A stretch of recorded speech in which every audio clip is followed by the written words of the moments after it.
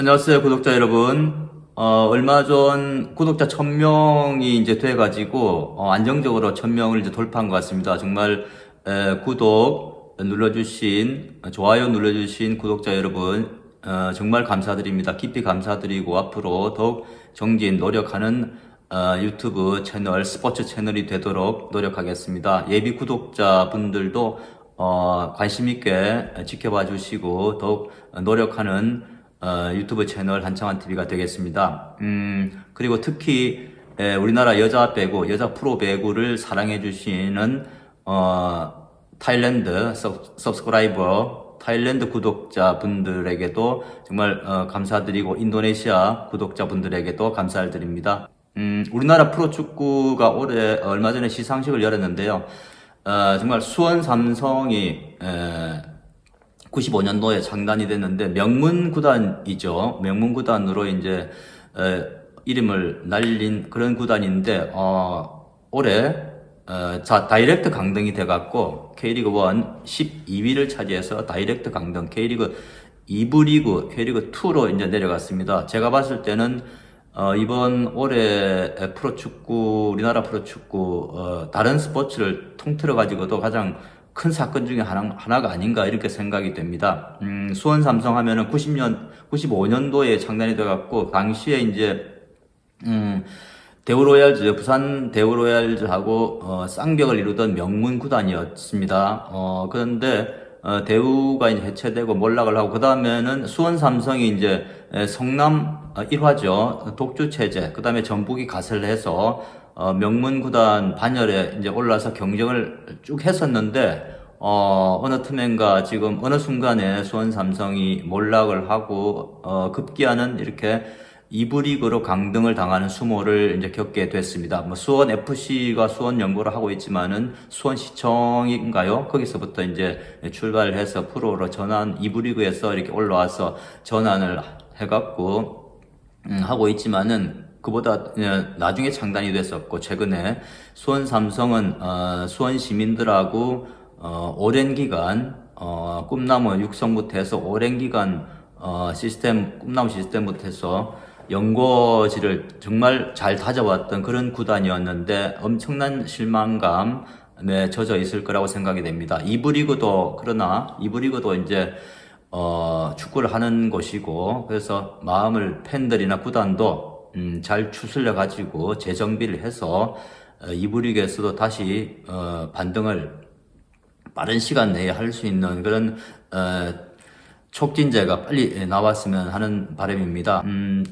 수원 삼성 뭐 여러 가지로 언론에서 많이 지적을 하죠. 투자가 제대로 안 됐고, 프런트도 이제 역량이 제대로 되지 않았고, 선수들도 이제 그에 걸맞게 보강이 안 되고, 선수들 의지도 좀 이렇게 떨어지지 않았냐, 이런 여러 가지 지적들이 나오고 있지만은 팬들 성원만큼은 엄청나기 때문에 그에 걸맞는 구단 수준이 되리라고 보고, 2부 리그에서도 보면은 오랜 기간 거의 대부분 구단이 몇몇 구단을 빼고는 들락날락 하지 않습니까? 김천 상무구단 같은 경우는 매년 이제 국가대표 선수들이 이제 수혈이 되고 하기 때문에, 김천 상무 같은 경우는 크게 걱정 안 하죠. 옛날에 뭐 상무는 광주에도 있었고, 여러 가지 상주에도 있었고, 이제 김천에도 이번에 이제 그 가게 되어 김천 상무로 이제 이름이 바뀌어 있는데, 상무 같은 경우 예외로 하더라도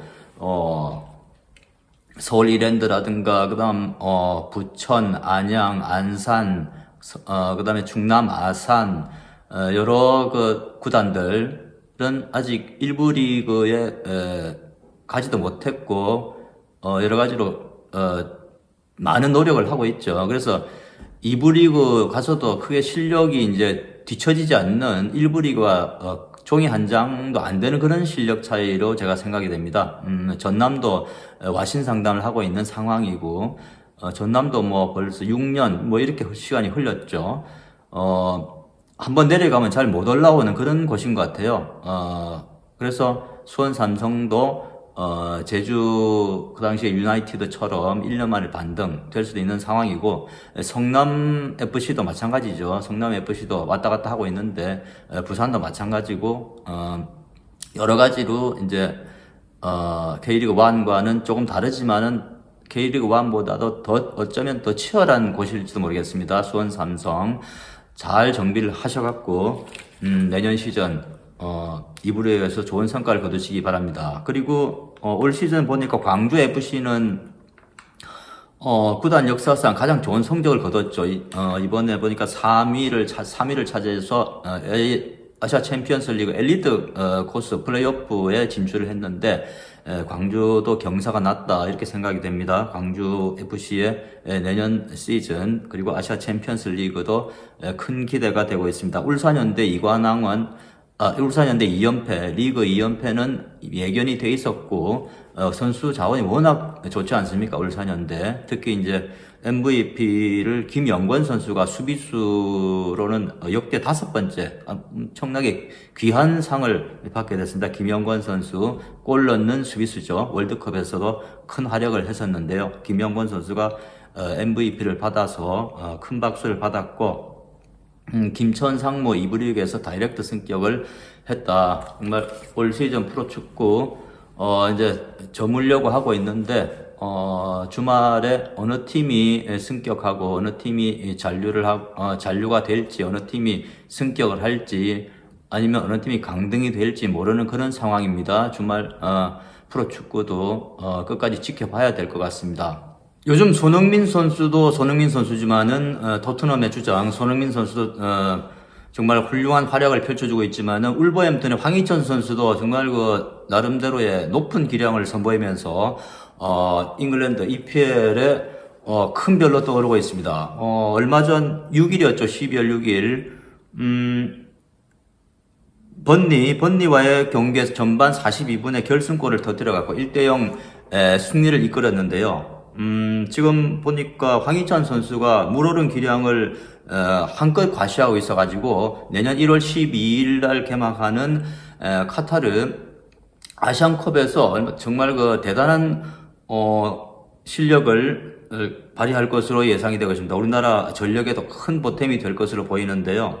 올 시즌 리그 8호 골을 기록했네요. 황희찬. 이렇게 해서 손흥민 선수에 이어가지고 득점 랭킹 지금 EPL에 잉글랜드 프리미어 리그에서 지금 득점 랭킹 손흥민 선수가 3위, 9골로 3위고 8골, 황희찬이 4위를 이름을 올려갖고 우리나라 선수가 3위, 4위 빅리그 세계 최고의 빅리그에서 3, 4위 정말 대단한 기록을 지금 계속 갱신을 하는 것 같습니다. 두 선수 앞으로 남은 경기 계속 승승장구하시고, 지난 2018년 자카르타 팔렘방 아시안게임에서 우리나라 축구대표팀 금메달을 안겼던 김학범 감독, 김학범 감독이 오랜만에 프로축구 사령탑으로 복귀를 했네요. 제주 유나이티드 올 시즌에 파이널 B로 이제 내려갔었죠. 제주 유나이티드가 자존심을 구겼는지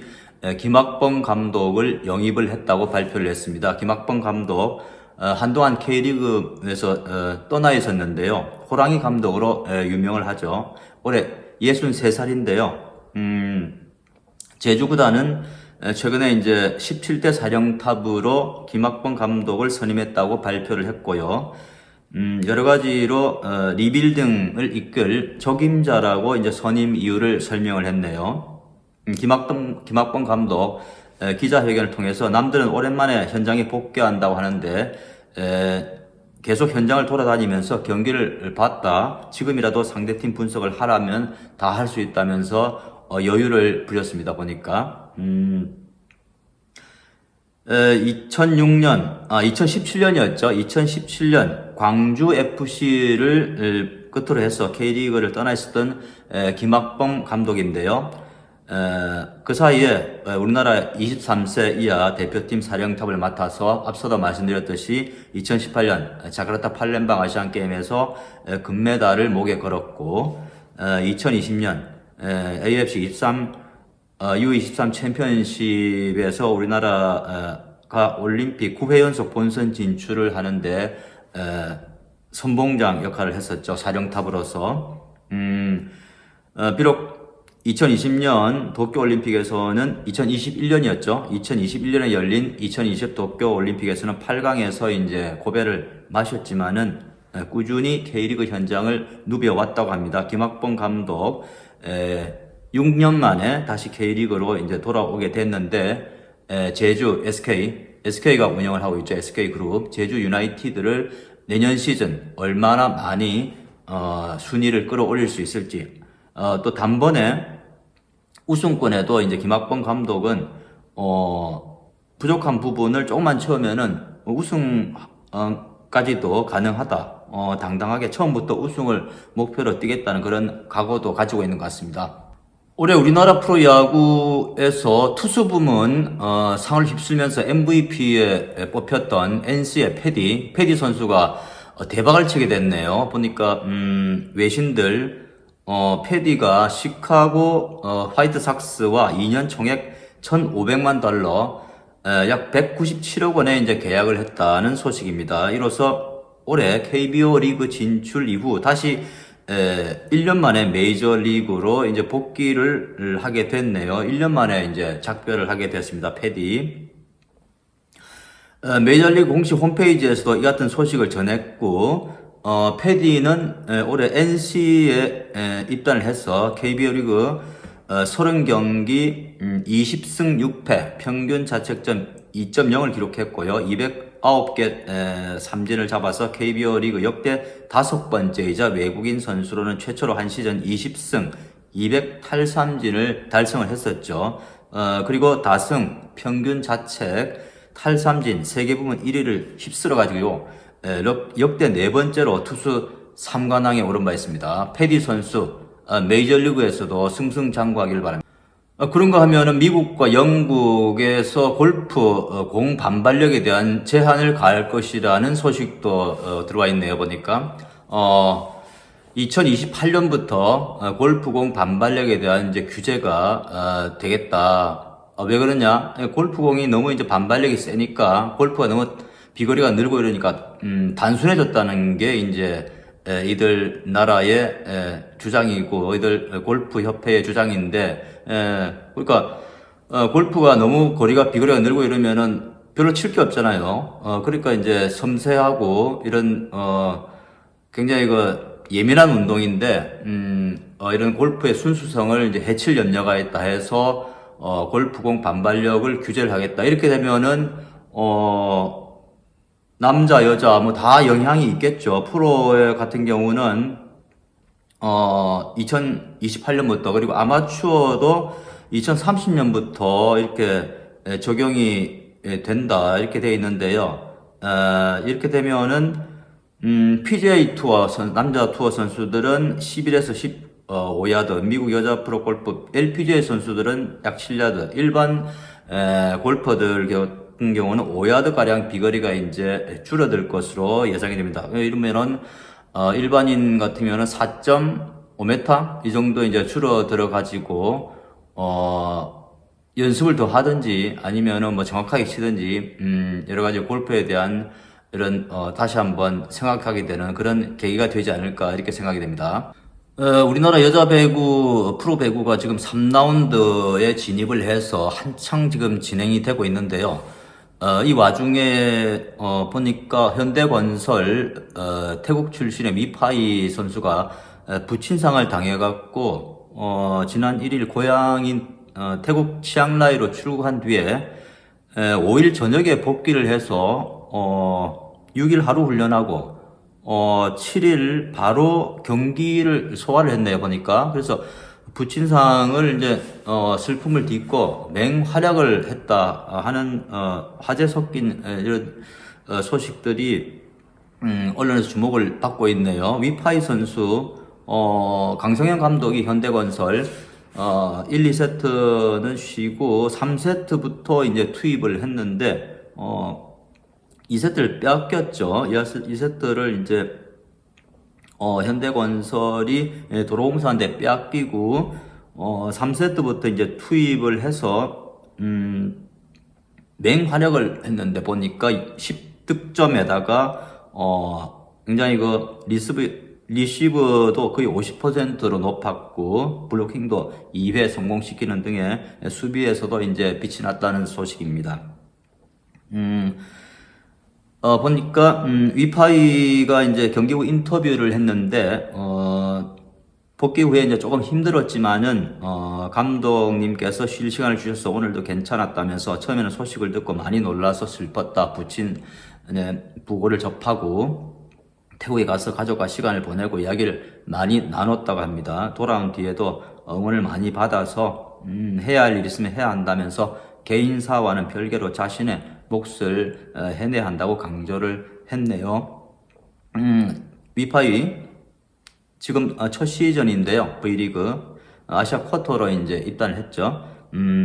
팀의 이제 중요한 선수로 이제 자리를 잡아가고 있고 우리나라 음식도 좋아한다고 합니다. 무뼈, 닭발, 삼겹살, 숙주볶음, 된장찌개를 좋아한다.